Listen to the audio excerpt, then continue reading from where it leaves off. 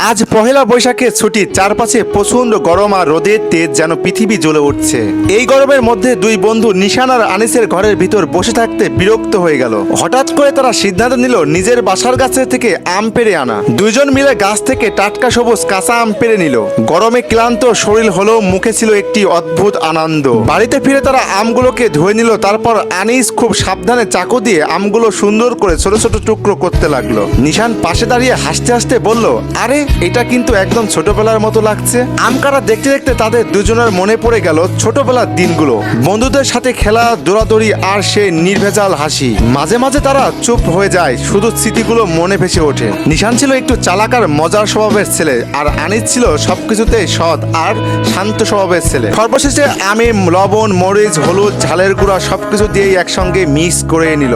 নিশান হেসে বলল, গরম যতই হোক, স্মৃতি আর বন্ধুত্ব থাকলে জীবনটা সবসময় সুন্দর দেখায়। এখন মশলার সঙ্গে আম সুন্দর করে হাত দিয়ে মিক্স করে এভাবে দুই গাবলা একসঙ্গে করে ঝাঁকুনি দেবেন, দেখবেন কি সুন্দর মিশ্রয় হয়ে যাবে। আর এটি খেতে কিন্তু দারুণ লাগবে।